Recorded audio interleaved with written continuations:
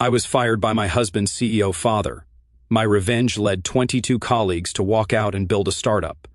I was given 5 minutes to clear my desk before my husband's father, Nicholas Harrington, the CEO, dismissed me in front of the entire leadership team. Instead of breaking, I smiled and said thank you. One by one, 22 colleagues quietly stood and followed me out. Nia Blackwood sneered until the legal director, Margaret Lawson, turned pale and whispered, "Get the lawyer now, 4 minutes and 30 seconds left," Nicholas announced to the room, his Rolex glinting as he tapped its face. I continued packing my desk drawer, pulling out 6 years' worth of work, project files, team photos, and the backup drive containing every system architecture I'd built for Vertex Solutions. The 12 executives watched in silence as I placed each item deliberately into my cardboard box. Nia leaned back in her chair, examining her manicured nails with practiced boredom. She thought she'd won. "Abra for minutes," Nicholas called out again, his voice sharp with authority. That's when Logan Mitchell stood up from his desk outside the conference room's glass walls, laptop bag already in hand. But I should explain how we got here.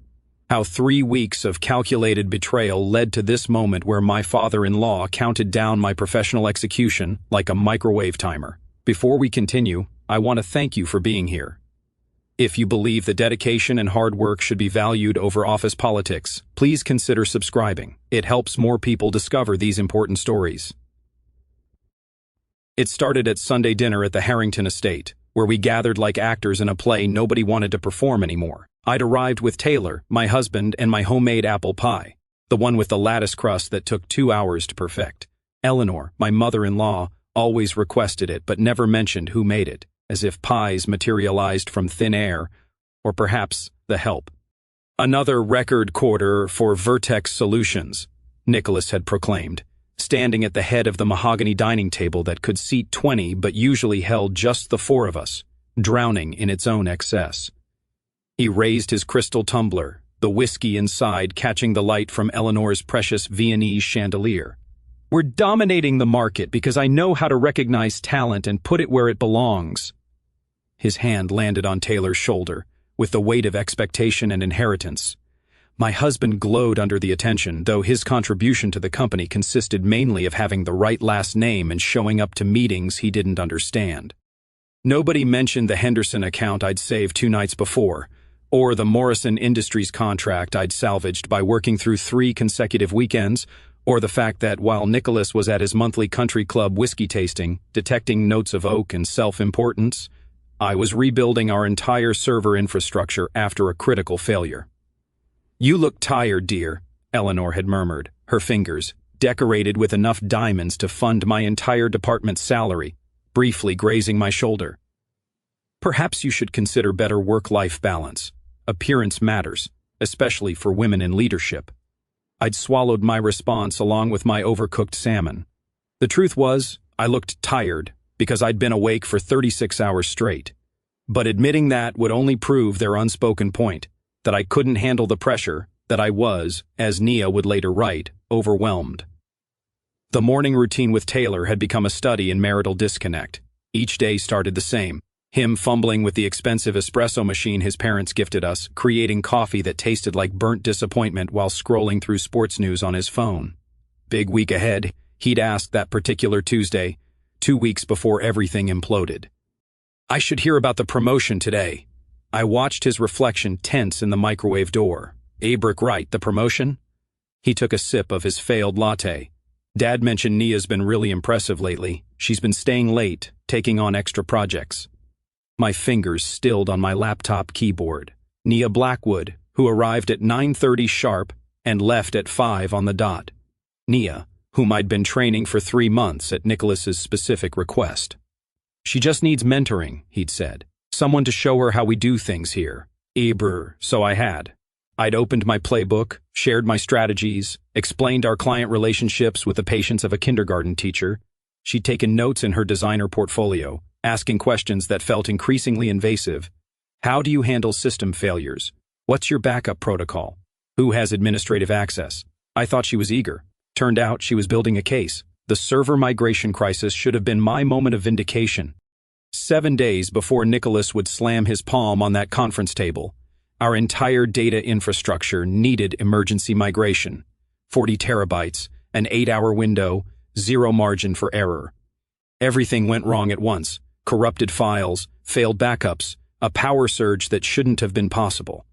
By 10 p.m., I'd activated my emergency protocol, calling in my entire team. Logan arrived first, still wearing the program from his daughter Emma's dance recital pinned to his shirt. She understood, he'd said quietly, though I caught him checking videos his wife sent from the auditorium. Priya came next, apology heavy in her voice as she called her husband. I know it's our anniversary dinner. I'll make it up to you. She'd ended the call and dove into code like she was defusing a nuclear weapon. Marcus Thompson, Sarah Kim, and the Morrison twins, who communicated in what seemed like telepathic programming language, all came without question. The conference room became our bunker, littered with laptops, energy drinks, and eventually Chinese takeout that went cold before we could eat it. We're like some weird dysfunctional family, Marcus had joked at 2 a.m., attempting to eat lo mein with one hand while typing with the other.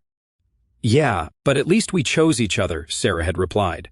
And something about those words felt prophetic. We'd saved everything, every file, every client, every contract. Nicholas would never know we'd been 3 keystrokes from losing millions in data and trust.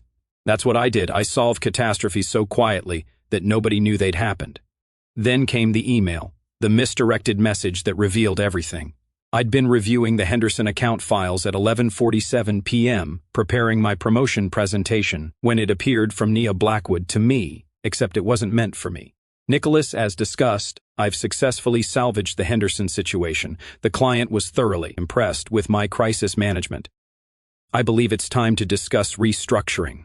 She seems overwhelmed, arrives looking exhausted most mornings. Perhaps fresh leadership would benefit the department. A brew. My laptop screen blurred as I read it twice, then 3 times. The Henderson situation, the one I'd personally managed while Nia was posting Instagram stories from a wine tasting. The rescue I'd orchestrated while she slept. I forwarded it to my personal email without thinking, some primitive instinct for self-preservation kicking in. Then I sat in my home office, still wearing the coffee-stained blouse I'd put on 18 hours earlier, understanding finally that dedication looked like weakness to those who'd never truly worked. 3 minutes, Nicholas announced, his voice cutting through my memory. The executives remained frozen, but through the glass I saw Priya standing up, then Marcus, then Sarah. One by one, my team, my chosen family, began to rise. 2 minutes, Nicholas called out, but his voice seemed to come from underwater. Through the conference room's glass walls, I could see the entire 15th floor frozen in a tableau of disbelief. Sarah Kim had her phone halfway to her ear. The Morrison twins stood at their adjoining desks, identical expressions of shock on their faces. I reached for the framed photo from our last team celebration, the one where we'd worked 72 hours straight to launch the Patterson project. My fingers brushed against something else. A USB drive taped underneath my desk drawer, the one where I'd backed up every email, every document, every piece of evidence that might matter someday. Apparently, someday was today. The morning had started wrong from the moment I'd badged into the building at 6:45 a.m. The security guard, usually chatty, had avoided my eyes. The elevator seemed too quiet. The 15th floor felt like it was holding its breath. When I'd reached the conference room to set up my presentation, the one about our department's 340% efficiency increase, Nia was already there, in my seat, the one I'd claimed 3 years ago because it faced away from the glaring morning sun. Her laptop was open to spreadsheets I recognized immediately, my department's confidential budget projections, the ones on a secured server she shouldn't have been able to access. "Oh, good morning," she'd said, that saccharine sweetness coating her words like artificial sweetener. Nicholas asked me to review these before the meeting. "You don't mind, do you?" The question wasn't really a question. We both knew it. I'd stood there, laptop bag heavy on my shoulder, watching her scroll through salary allocations, project budgets, and vendor contracts. 6 years of carefully built financial architecture. "How did you get access to those files?" I'd asked. She'd looked up then, and for just a second, the mask slipped. Pure satisfaction flickered across her features before the innocent expression returned. "Nicholas gave me temporary admin privileges to help with the transition." Transition. The word hung there between us like a diagnosis. The room had filled gradually, but wrong. David Park from finance arrived first, clutching his tablet like a shield, not meeting my eyes when I said good morning. Then came Margaret Lawson, our legal director, who normally radiated composure but today kept checking her phone, gripping her legal pad with white knuckles. Even the coffee was wrong. Usually someone would have started the expensive machine by now, the one that ground beans fresh for each cup. Today, there was only silence and the smell of fierce sweat barely masked by expensive cologne. I'd started my presentation anyway, clicking through slides showing our achievements, our metrics, our wins. My voice stayed steady even as I felt the room's energy shifting, darkening, preparing for something I couldn't quite name. As you can see, we've exceeded every target by the brick. The door hadn't just opened, it had exploded inward, the handle cracking against the wall hard enough to leave a mark. Nicholas stood there, his face that particular shade of red that appeared when his blood pressure medication wasn't quite enough. His Italian suit, usually perfect, looked disheveled, his tie crooked. He crossed the room in 3 strides, his palm hitting the table with enough force to make everyone's coffee jump. Margaret's actually spilled, brown liquid pooling across her legal pad, but she didn't move to clean it. "You have 5 minutes to clear your desk." The words didn't make sense at first. They existed in the air, but my brain refused to process them. I stood there, presentation clicker still in my hand, slide 17 still glowing on the screen behind me, a graph showing the money I'd saved this company. That's when I understood the choreography of this morning, why Nia had my files, why executives avoided eye contact, why Margaret looked ready to cry or run or both. This wasn't spontaneous. This was planned, orchestrated. I had been marked for execution, and everyone except me had known it was coming. Nia leaned back in my chair, and I saw it then, the slight upturn of her lips, the relaxation in her shoulders, the way she examined her manicure with the satisfaction of someone admiring their own handiwork. She'd won something and we both knew it. But here's what 20 years in tech had taught me. The moment when you think you've won is usually when you're most vulnerable. David Park's fingers were moving across his calculator with the frantic energy of someone watching money evaporate. I knew that motion. I'd seen it during budget crises, contract negotiations, any time numbers were about to become very, very bad. Margaret had her phone out now, typing with shaking fingers, her face the gray-white of old paper. They understood something Nicholas and Nia didn't, something about contracts and clauses, and the very expensive difference between firing someone privately versus publicly humiliating them in front of witnesses. I set down the presentation clicker with deliberate calm. My grandmother's voice echoed in my head. She'd survived the Depression, raised 6 kids alone after my grandfather died, never let anyone see her buckle. "When they expect you to break," she'd told me once, peeling potatoes with hands that never trembled. "That's when you stand straightest." "Thank you," I said, the words clear, genuine even, because in that moment, I felt something I hadn't expected, relief. 6 years of pretending Taylor's family accepted me. 6 years of Eleanor's backhanded compliments about my appearance while I saved her husband's company. 6 years of being good enough to fix every crisis, but never good enough to truly belong. Nicholas's jaw went slack. He'd expected tears, pleading, anger, anything but gratitude. Behind him, I saw several executives exchange glances. Someone's pen rolled off the table and hit the floor with a sound like a gunshot. In the silence, I began packing with the methodical precision I used for system architectures. Each item lifted, examined, placed in the cardboard box that had materialized from somewhere. The backup drive went in first, then the project files, the team photo, my coffee mug with the chip on the handle. 1 minute, Nicholas announced, but his voice had lost its edge. Confusion was creeping in, the first crack in his certainty. Through the glass, motion caught my eye. Logan Mitchell was standing at his desk, laptop bag already over his shoulder. He wasn't packing, he was already packed. Ready. Then Priya stood. Then Marcus. One by one, like a slow wave building strength, my entire team rose from their desks. Nicholas turned to see what I was looking at, and his face went from red to white so fast I thought he might faint. Nia's expression shifted from triumph to confusion, to something approaching panic. "Time's up," Nicholas said, but it came out as a question. I picked up my box, its weight familiar and strange at once. 6 years reduced to what I could carry in my arms. As I walked toward the door, 2 security guards appeared. Standard protocol for terminations. They mumbled apologetically. Tom and Derek. I'd brought them coffee during late-night lockdowns, knew their kids' names. I'm sorry about this, Tom whispered. Don't be, I told him. You're just doing your job. We walked through the cubicle farm toward the elevator, and that's when the symphony began. The squeak of chairs pushing back from desks, the rustle of bags being gathered, the soft thuds of laptops closing. Logan fell into step beside me, then Priya, her heels clicking in a determined rhythm. Marcus, Sarah, the Morrison twins moving in perfect synchronization.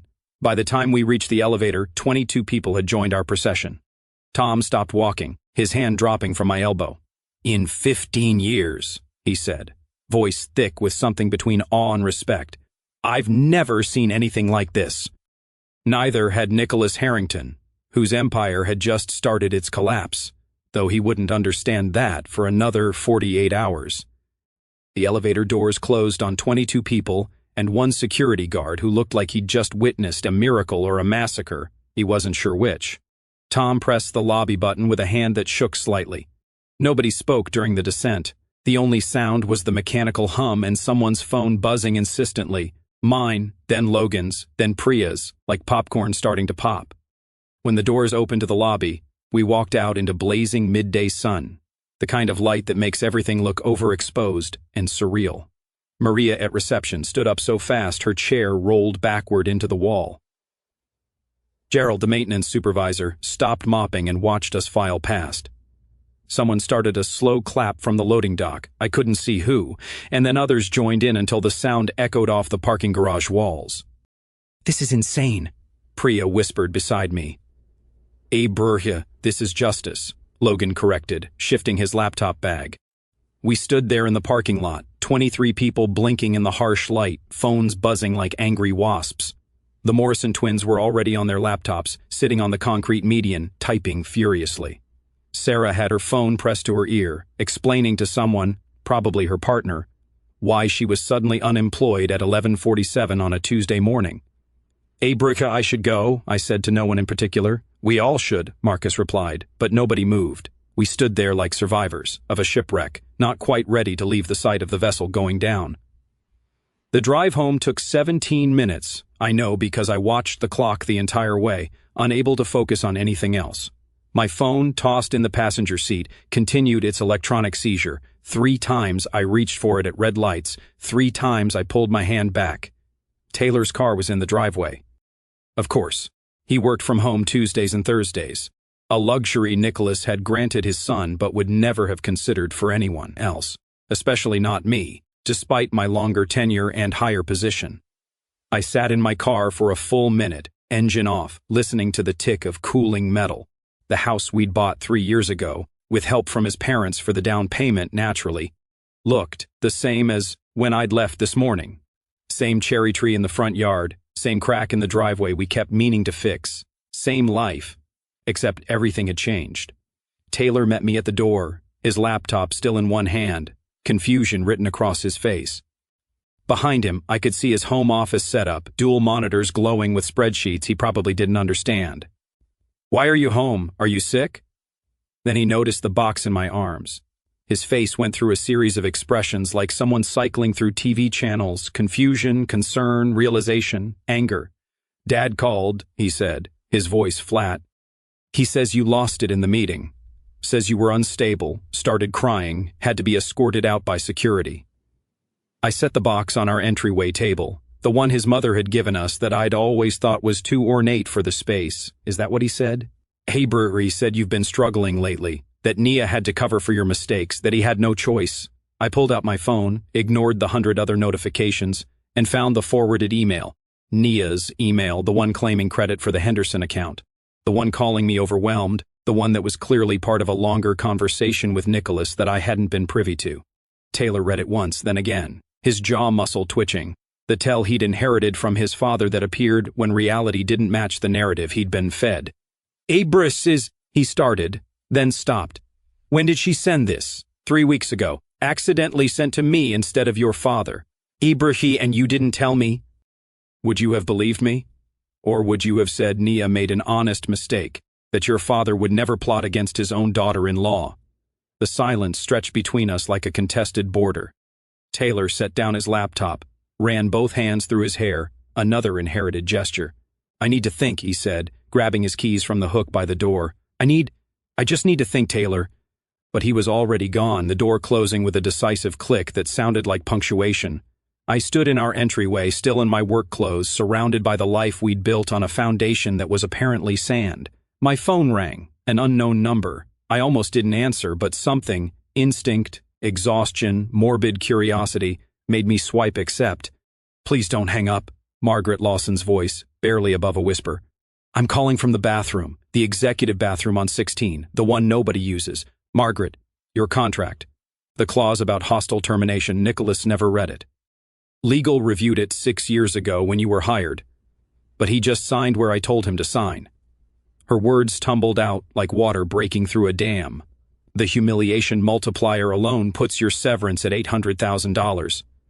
But, with documented harassment, the public nature of it, 22 witnesses, we're looking at millions. Millions. Why are you telling me this? He breathed, the sound of running water. Because in about an hour, Nicholas is going to realize what he's done, and when he does, he's going to blame me, say I should have warned him. I've worked here 12 years. I've covered for his temper, his affairs, his questionable decisions. But this is going to end my career. Margaret, can we meet tomorrow? Somewhere nobody from Vertex would go. I have documentation, things you should know, things that might help us both. Abrew, the call ended before I could respond. I stood there, phone in hand, when it immediately buzzed again. Dylan from my team, former team, had sent a screenshot of a Slack channel called The Exodus with 247 members before it was shut down. The messages were a flood of disbelief, support, and panic. Did this really happen? 22 people walked out? What do we do now? Is the Henderson project dead? Who's going to maintain the servers? My LinkedIn app showed 47 notifications. Emails poured in. 3 competitors had already reached out with variations of heard the news, let's talk. But one email made me stop breathing. Catherine Walsh, the venture capitalist who'd turned down Nicholas's pitch 6 months ago, telling him his company lacked innovative leadership. Her message was 2 sentences. Your team's loyalty is worth more than Vertex's entire market cap. Let's build something. I was reading it for the 3rd time when the doorbell rang. Eleanor Harrington stood on my porch at 9 p.m., makeup smudged, holding a manila folder like it might bite her. May I come in? She asked. And for the first time in 6 years, she looked fragile. Not the polished society matron who commanded charity boards and country club committees, but a woman carrying weight she could no longer bear alone. Abrahuki. I stepped aside. She entered my home, the home she'd helped fund but never truly welcomed me into, and stood awkwardly in the entryway, clutching that manila folder like a confession. Taylor's not here, I said. I know. I waited until I saw him leave. She followed me to the living room, sitting on the edge of our couch as if she might need to flee at any moment. Nicholas fired his own brother this way 20 years ago. Edward, he was CFO, had been with the company since the beginning. She opened the folder, revealing yellowed board meeting minutes, old emails printed on paper that had softened with age.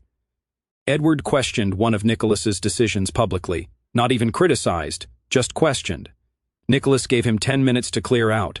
The family never recovered. Edward's wife left him. His kids won't speak to Nicholas.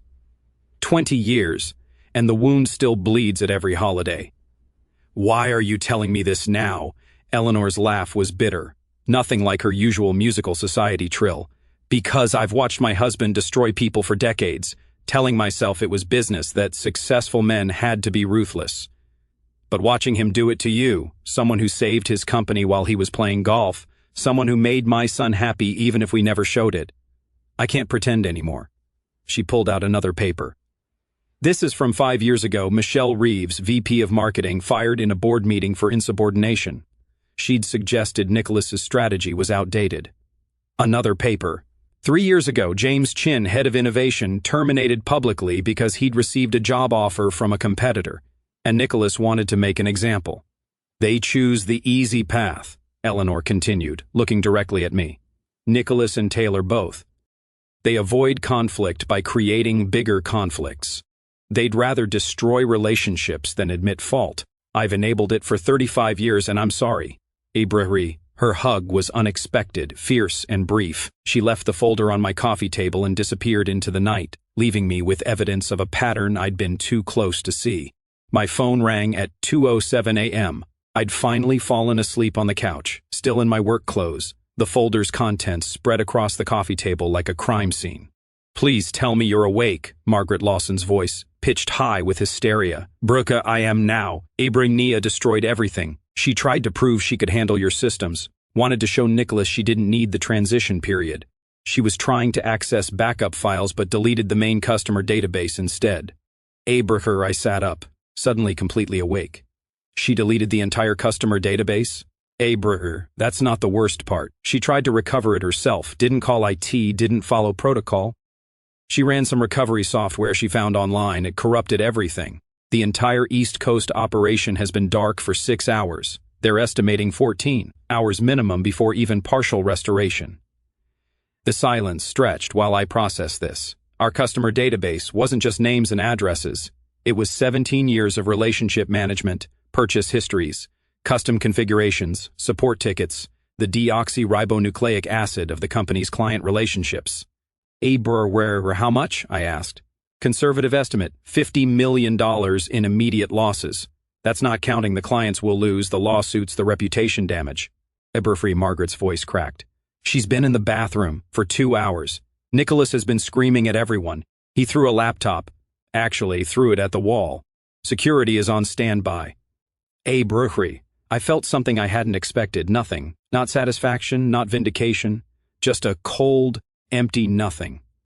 Nia had engineered my humiliation, and now she was drowning in her own incompetence. "Ibrahim, Margaret, you need to document everything. Every email, every action, every word Nicholas says." Already am. "I'm creating my own insurance policy." She paused. "Your team could have prevented this." So my team wouldn't have caused it in the first place. After Margaret hung up, I sat in the dark, watching the sunrise creep across my living room walls. Somewhere across town, Vertex Solutions was hemorrhaging money and reputation, while Nia learned that taking credit and taking responsibility were vastly different things. Taylor came home at 7 a.m., looking like he'd slept in his car. His shirt was wrinkled, his hair stood at odd angles, and he reeked of whiskey and regret. "The database is gone," he said without preamble. "Berkey, I heard. Berkey, Dad's lost his mind. He's threatening, but legal says he can't because he gave her the access. He's calling emergency board meetings. Mom's had 2 panic attacks." He collapsed on the couch beside me. "Careful not to touch me. He wants me to convince you to sign an NDA and make this go away quietly." Ibrahim, make what go away? His public humiliation of me, the 22 people who walked out, or the fact that his chosen replacement just cost the company $50 million? Ibrahim Taylor rubbed his face with both hands. "All of it. He's offering the $800,000 Margaret mentioned. Full severance, extended benefits, glowing recommendation. All you have to do is sign, saying you won't discuss what happened or compete for 2 years. No, the board is threatening his position. If you sue, if this gets worse, he could lose everything." I turned to look at my husband. Really, look at him. He was a stranger wearing Taylor's face, speaking Taylor's voice. But the man I'd married, who'd promised to stand by me, to be my partner, was gone. If he'd ever existed at all. He should have thought of that before he gave me 5 minutes to clear my desk. "Brucey, I need you to fix this." Those 5 words hung between us like a blade. Not "I'm sorry," not "he was wrong," not "I should have defended you," just another demand to sacrifice my dignity for the Harrington family's comfort. "I need you to leave," I said, surprised by how steady my voice was. Taylor looked at me then, and for a moment I saw something, awareness maybe, that he'd chosen the wrong side. But Harringtons didn't admit mistakes. They just found someone else to blame.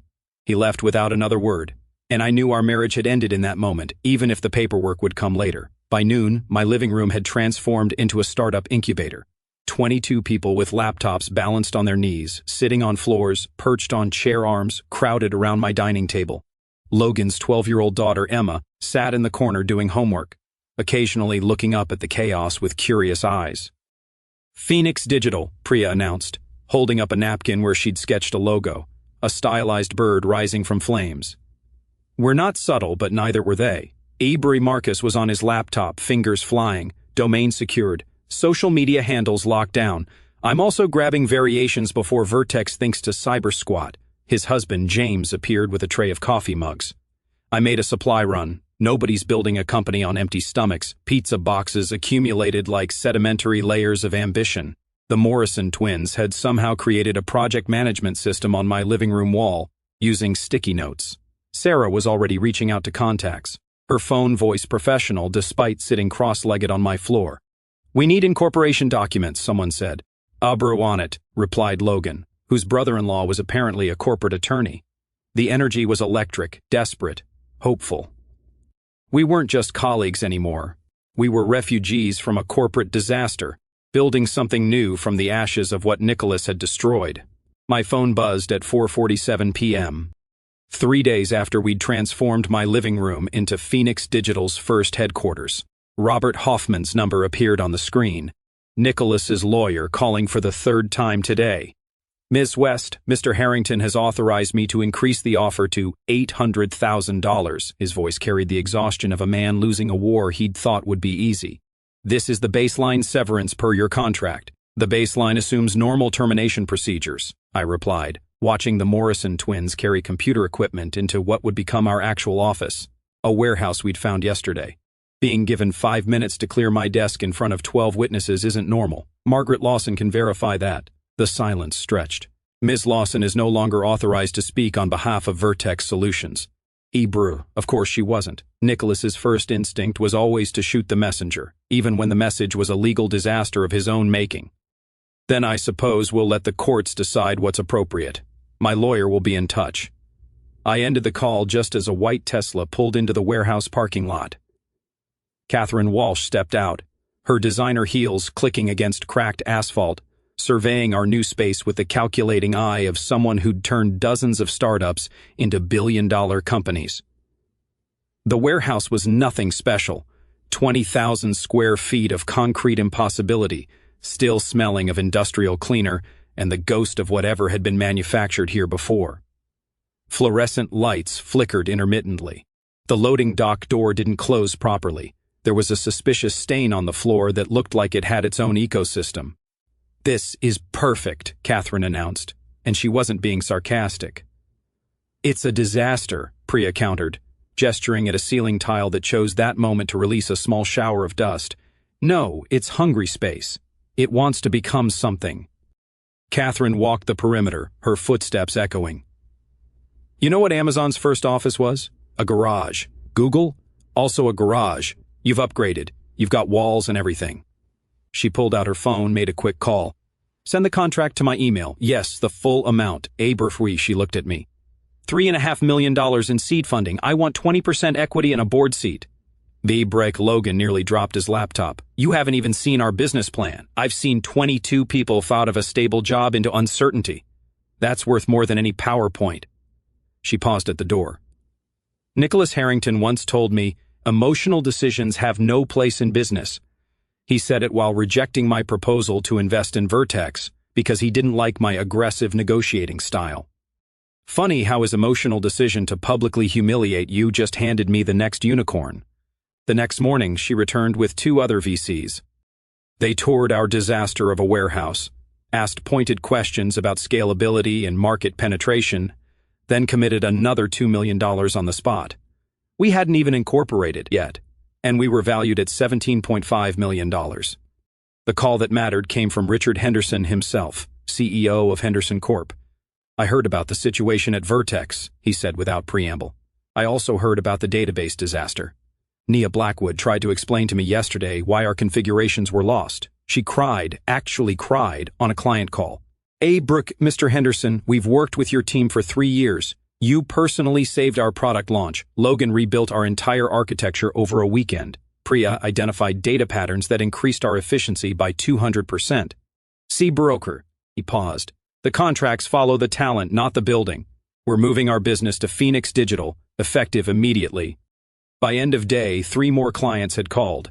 Patterson Industries, Morrison Group, Chin Technologies. Together, they represented $30 million in annual contracts. Each one announced their decision on LinkedIn professional corporate speak that barely disguised their distaste for how Vertex had treated us. Stock's down another 5%, Sarah announced, refreshing her screen. That's 15% total since Tuesday. We were unpacking equipment, setting up desks. Actual desks now, bought secondhand from a startup that had failed, when Taylor appeared in the doorway, looking smaller, somehow diminished, holding a bouquet of roses. Red roses. After 6 years of marriage, he still didn't know I was allergic to roses, that I preferred wildflowers, that I'd told him this on our third date. "Abrika, can we talk?" he asked, shifting his weight. Uncomfortable in his pressed khakis and polo shirt, his father's uniform, adopted without question. I stepped outside with him, leaving my team to continue building our future. The late afternoon sun cast long shadows across the parking lot's cracked asphalt. "Dad's willing to apologize," he said, thrusting the roses at me like a peace offering or maybe a shield. "He'll give you an executive position. Corner office, 20% raise, full restoration of benefits." I didn't take the flowers.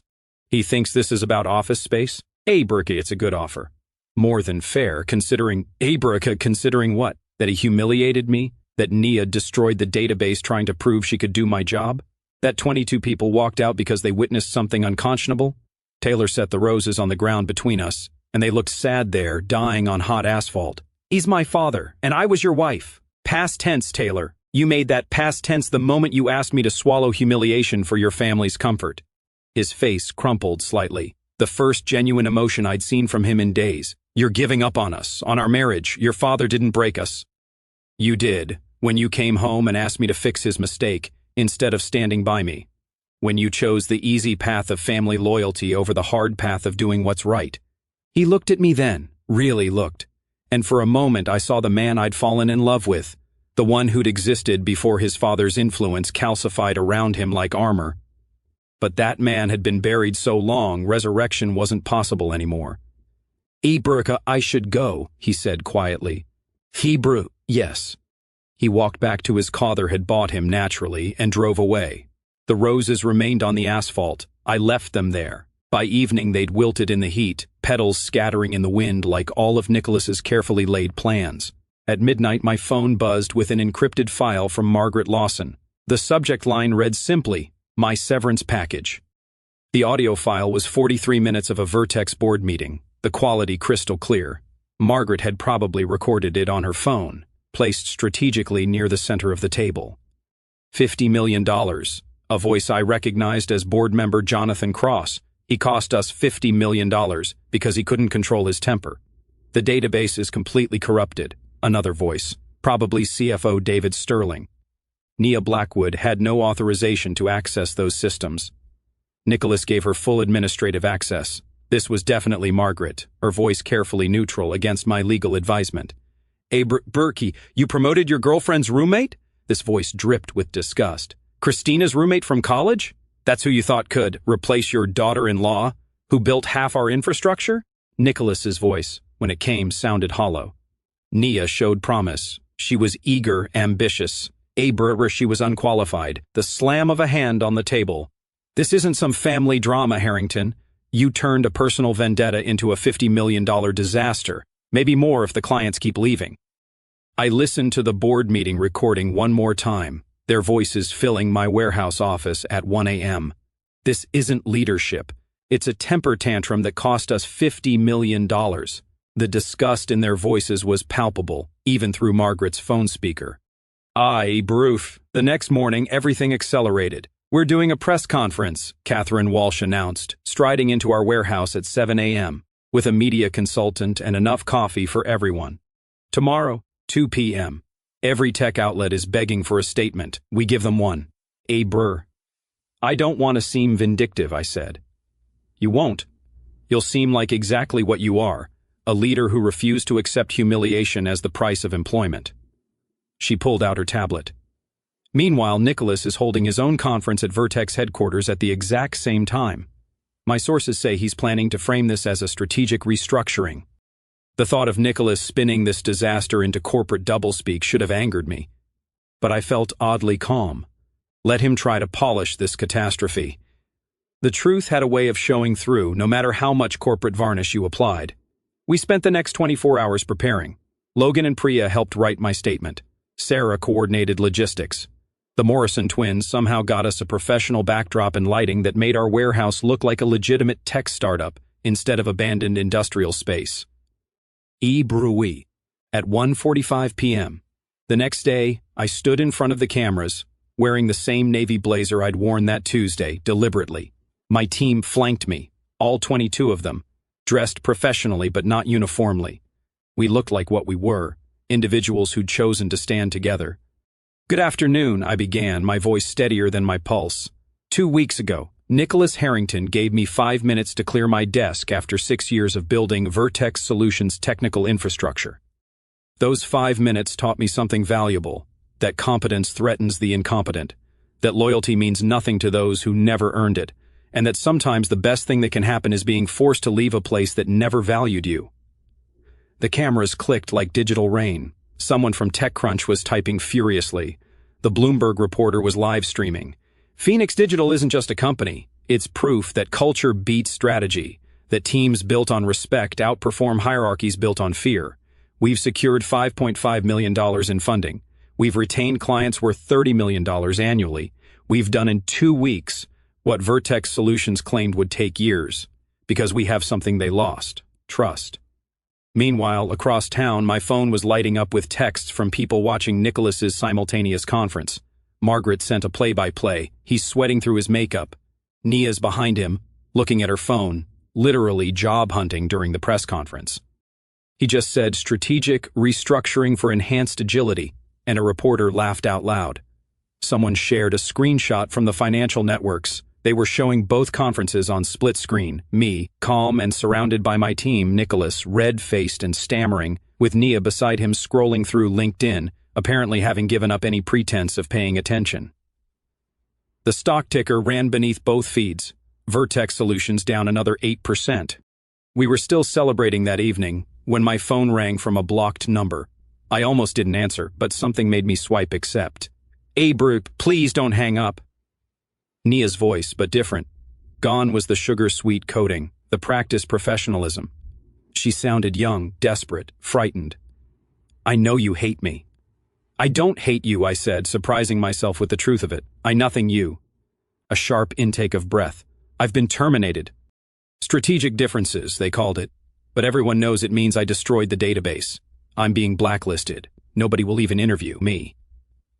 She was crying now, ugly sobs that reminded me she was only 26, ambitious and ruthless, but still young enough to believe those were the only qualities that mattered. "I have student loans, rent, my mom's medical bills. She has MS, and I'm her only support. And her voice cracked completely. "I know I took credit for your work. I know what I did, but please, just one recommendation, just something that says I'm not completely incompetent." I looked around our warehouse at my team, still working despite the late hour, at the whiteboards covered with actual innovation instead of corporate buzzwords, at the space we'd built on merit instead of manipulation. "Nia," I said, and she fell silent, except for sniffles. "You took credit for the Henderson account. You called me overwhelmed and suggested I needed to be replaced. You smiled while Nicholas gave me 5 minutes to pack 6 years of work. You took credit for others' work. Now you need to take credit for your own failure. That's the only recommendation I can give you." The call lasted exactly 5 minutes. I timed it. 3 days later, the news broke everywhere at once. Nicholas Harrington steps down as CEO of Vertex Solutions. The press release was a masterpiece of corporate euphemism, pursuing new opportunities, time for fresh leadership, grateful for his years of service. But everyone knew the truth. The board had given him a choice: resign with a fraction of his dignity intact, or be fired for cause and lose everything. He'd chosen resignation, but it was like choosing which cliff to jump from. The ending was the same. Eleanor called me that evening, her voice hollow but somehow lighter. "He's moving to the guest house." 35 years of marriage, and this is what finally broke us. Not his affairs with secretaries, not his ego that needed its own zip code, but watching him destroy you, someone who'd done nothing but make him successful, purely for sport. That's when I knew the man I married was gone, if he ever existed. Eleanor, don't comfort me. This is freedom, even if it comes 30 years too late." The warehouse felt different that night. The Morrison twins had strung up lights that made the concrete walls look almost warm. Sarah had brought in plants that somehow thrived despite the industrial setting. Marcus had set up a sound system that played quiet jazz while we worked. "We did it," Priya said, appearing beside me with 2 glasses of champagne. Not the cheap stuff anymore. Catherine had sent cases of the real thing. "We won. David beat Goliath. The Empire struck back, but the rebels won anyway. Choose your metaphor." Gerald, the maintenance supervisor from Vertex who joined us the week before, raised his mop in the air like a torch. The same gesture from that Tuesday, but different now. Then, it had been solidarity. Now, it was victory. "To second chances and first-class revenge," he called out, and everyone raised their glasses. But I wasn't thinking about revenge anymore. I was thinking about the contract we just landed, the one Vertex had been courting for 2 years. Global Tech, whose CEO had called personally to say, "We saw the press conferences. We saw how Vertex treats the people who built their success. We choose to work with builders, not destroyers." Our valuation had hit $50 million. Not bad for a company that started in my living room with pizza boxes in panic. "It's not revenge," I told Priya, watching my team, my family of choice, working late because they wanted to, not because someone was counting their hours. "It's just success. The revenge is just a side effect." But somewhere across town, Nicholas Harrington sat alone in a guest house behind the mansion he could no longer afford. His empire reduced to rubble in less than a month. Learning too late that when you give someone 5 minutes to pack their life, sometimes they take everything with them when they go. The champagne had gone flat by morning, but nobody cared. We were still riding the high of our $50 million valuation when Margaret Lawson walked through our warehouse door at 7:23 a.m., carrying a banker's box and wearing an expression I'd never seen on her face before, determination mixed with something darker. "I need 5 minutes of your time," she said, and the irony of that specific number wasn't lost on anyone. She set the box on my desk, a real desk now, bought from a liquidation sale, scarred but solid. "I've been Vertex's legal director for 12 years. I've watched Nicholas destroy careers, break employment laws, cover up harassment claims. I documented everything." She opened the box, revealing folders meticulously labeled by date and violation type. Every illegal termination, every settlement we paid to keep people quiet, every time he screamed at someone until they cried, then had me write up paperwork saying they resigned for personal reasons. Logan looked up from his laptop. "Why keep all this insurance?" "Ibuprofen," Margaret said simply. "I knew eventually he'd turn on me too. I was right. He's been telling the board I should have prevented your mass exodus, that I failed in my fiduciary duty." She pulled out a thick folder. "This one's my favorite. 3 years of emails where he explicitly told me to ignore legal protocols." She turned to me then, her gray eyes sharp behind designer glasses. "I want to be your chief legal officer. In exchange, I'll ensure Nicholas never works in tech again. My revenge might be colder than yours, but it's been fermenting for 12 years. I know where everybody is buried because I helped dig the graves." Ibrahim, Priya whistled low. "That's dark. That's business," Margaret corrected. "He taught me that. Now I'm going to teach him what happens when you create enemies who know your secrets." I looked at this woman who'd sat in that boardroom watching my humiliation and realized she hadn't been complicit. She'd been collecting evidence. "Welcome to Phoenix Digital," I said. Margaret's first official act was scheduling the settlement negotiation. "Neutral territory," she insisted. "The Marriott downtown, conference room 12. It costs $800 an hour, which Nicholas will be paying for." The meeting was set for Thursday at 10 a.m. I arrived early, finding the room exactly as expensive and soulless as expected. Leather chairs that tried too hard, a table polished to mirror brightness. Windows overlooking a city Nicholas once thought he owned. He arrived 15 minutes late, a power play that might have worked when he had power to play with, but the man who walked in wasn't the Nicholas Harrington who'd slammed his palm on a boardroom table. This version looked deflated, his Armani suit hanging loose on a frame that had lost weight from stress. His lawyer, Robert Hoffman, looked equally exhausted. "Let's make this quick," Robert said, pulling out documents. "Mr. Harrington is prepared to offer $1.2 million, full benefits continuation for 24 months, and immediate vesting of all stock options." Ibrahim, Margaret leaned forward. "Plus a written statement acknowledging that the termination was handled inappropriately and a non-disparagement clause that goes both ways." Nicholas's jaw clenched. That familiar tell, but he nodded. The man who never apologized, never admitted fault, was about to sign a document acknowledging his failure. The room was silent except for the scratch of pens on paper. Nicholas signed with a hand that trembled slightly, his signature smaller than the bold scroll I remembered. When he passed the document to me, our eyes met. No words were exchanged, but entire conversations happened in that silence. His eyes said, "You destroyed me." Mine replied, "You destroyed yourself." His said, "I gave you everything." Mine answered, "You gave me 5 minutes." As I endorsed the check, $1.2 million, more money than my parents had seen in their lifetime, I felt something I hadn't expected, not satisfaction or vindication, just emptiness. The hollow feeling of winning a war that should never have been fought. Nicholas stood to leave, then paused at the door. For a moment I thought he might speak, might finally say something real. But Harrington men didn't apologize, they just retreated to lick their wounds in private. After he left, Margaret pulled out her phone and showed me something that made my breath catch. Security footage from Vertex dated the day before Nicholas's resignation. "Tom from security sent this to me," she said. "He thought you should see it." Oui. The grainy footage showed Nicholas standing in what had been my office, now completely empty. The timestamp read 9:47 p.m. He was alone, speaking to the empty room, though the security camera didn't capture audio. Brsh. He stood there for 20 minutes, Margaret said. Tom could read his lips for part of it. He kept saying, "I gave her 5 minutes. She took everything." "He's wrong," I said quietly. "He took everything from himself. I just refused to go down with his ship." Margaret nodded. "Tom wanted you to know something else. He's the one who made sure the cameras captured everything that Tuesday. Every angle of the boardroom, the walkout, all of it. He said watching you maintain dignity while Nicholas lost his mind was the best thing he'd witnessed in 15 years of security work." My phone buzzed with a text from Eleanor. "Can you meet? Important."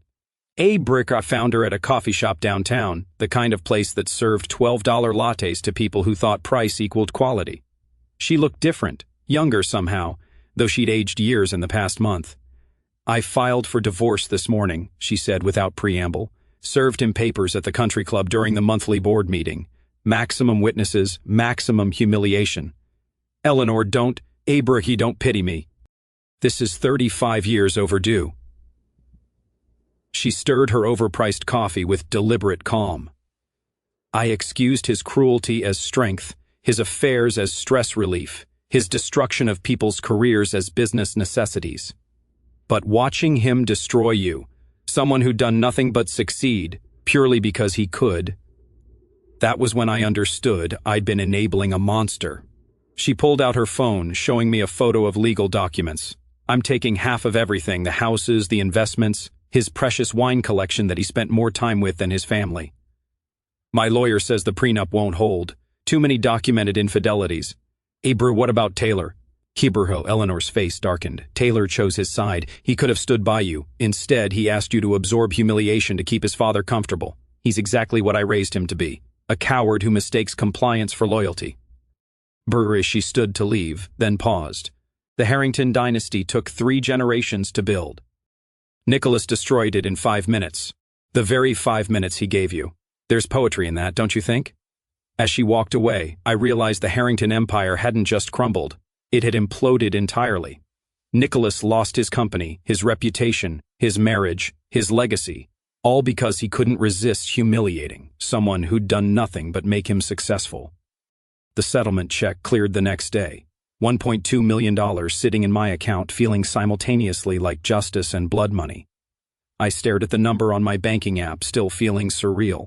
6 months ago, this would have been a fantasy. Now, it was just a line item in a much larger story, seed money for something that had already grown beyond my wildest expectations. The warehouse barely resembled the disaster we'd moved into half a year ago. The flickering fluorescence had been replaced with warm LED panels that Logan insisted were better for productivity and mental health. The suspicious stain was gone, covered by industrial epoxy flooring that Priya picked because it matched our logo colors. We had real furniture now, standing desks, ergonomic chairs, even a kitchen that didn't smell like decades of neglect. "Mom, look!" Emma, Logan's daughter, called from what we designated as the homework corner. She held up her math test, 98%. Priya helped me with the formulas last week. This had become our rhythm. Emma did homework here after school while Logan worked. The Morrison twins taught her coding basics. Sarah helped with her science projects. We weren't just a company. We'd become the family some of us never had. The support system corporate culture promised but never delivered.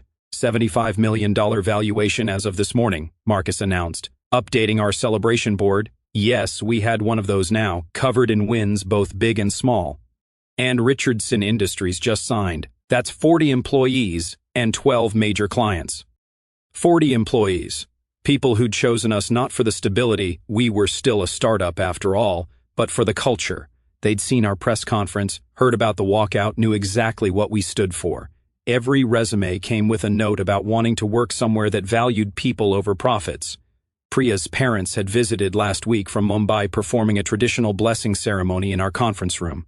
Her mother had touched my shoulder and said, "You gave my daughter purpose beyond a paycheck. That's worth more than any valuation." The final chapter, Broker.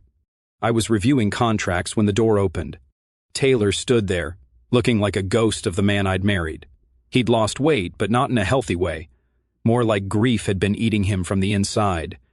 In his hand were papers I recognized immediately, divorce documents. "Abra, can we talk?" he asked, his voice smaller than I'd ever heard it. We went to the break room, the nice one with actual chairs and a coffee machine that worked. He sat across from me, the papers between us like a border we were about to formally recognize. "I've been in therapy," he said without preamble, "twice a week for 4 months, learning about family dynamics, enmeshment, enabling, terms I didn't even know existed when we got married." "Abraham." "That's good, Taylor. Abraham, I should have stood up for you." The words rushed out, been building pressure. "That Tuesday, when Dad humiliated you, I should have been in that boardroom defending you. I should have walked out with you. Instead, I came home and asked you to fix his mess. I chose comfort over courage, familiarity over what was right." He pushed the papers toward me. "I'm not asking for forgiveness or another chance. I know that ship has sailed. I wanted you to know that I understand now what I lost, what I threw away because I couldn't stand up to my father." "Are you still at Vertex?" I asked. He laughed, but it was hollow. "Nobody's at Vertex. It got absorbed by Stratton Corp last month. They kept the patents and fired everyone else. Dad's reputation made sure nobody would buy it intact. We signed the papers in relative silence, just the scratch of pens and the hum of the coffee machine. In this same room where my team had planned Phoenix Digital's future, I was signing away the past." Taylor stood to leave, then turned back. "I hope you find someone who sees your worth immediately," he said. "Not after it's too late, not after they've already lost you. Someone who stands up for you on Tuesday, not apologizes for it 6 months later." After he left, I sat there for a moment, feeling the weight of ending a marriage that had probably been over long before Nicholas gave me those 5 minutes. But there was peace in it, too. Clean endings made room for better beginnings. Margaret appeared in the doorway. "You okay?" "Abraham, yeah, just closing chapters. What's up?" "Abraham thought you should see this." She showed me her phone. Nicholas's LinkedIn profile, updated that morning. Independent business consultant, working from an address I recognized as a strip mall on the outskirts of town. His latest post was about leadership through adversity and the importance of decisive action. 3 likes, 2 were clearly bought accounts, and 1 was from someone trying to sell him marketing services. "That's sad," I said. "That's consequences," Margaret corrected. "He works alone from a rented office above a tax preparation service. No clients, no prospects, no future in tech. His reputation is so toxic that even desperate startups won't touch him." I thought about the Nicholas who'd stood at the head of his mahogany table, emperor of his domain, counting down my professional execution. Now he had infinite time and nothing to fill it with. No employees to terrorize, no board to impress, no family to come home to. Just an empty office and LinkedIn posts that nobody read. "Abraham, do you feel bad for him?" Margaret asked. "No," I said honestly. "I feel nothing. He's just a cautionary tale now, a footnote in Phoenix Digital's origin story." That afternoon, we held our weekly all-hands meeting, not in a sterile boardroom with people checking their phones, but in our open workspace with everyone genuinely engaged. The Morrison twins presented their new framework. Sarah outlined the client growth trajectory. Gerald, yes, he was our official chief morale officer now, announced Friday's team lunch. Looking at these 40 people who'd chosen to build something with us, I thought about those 5 minutes, how they'd seemed like an ending but were actually a beginning. Nicholas had given me 5 minutes to pack up my professional life. In return, I'd gained a real family, a company built on respect, and the knowledge that when you refuse to accept humiliation, you often find dignity waiting on the other side. "Brooke, hey," Priya said, appearing beside me. "Catherine Walsh just called. Bloomberg wants to do a feature on us, the company that rose from a 5-minute firing." I smiled. "Tell them yes, but make sure they know we're not the story of a firing. We're the story of what happens when good people refuse to let small people make them smaller." The warehouse hummed with productive energy. Somewhere across town, Nicholas sat in his strip mall office, probably refreshing his LinkedIn to see if anyone had liked his latest post about resilience. The difference between us wasn't that I'd won and he'd lost.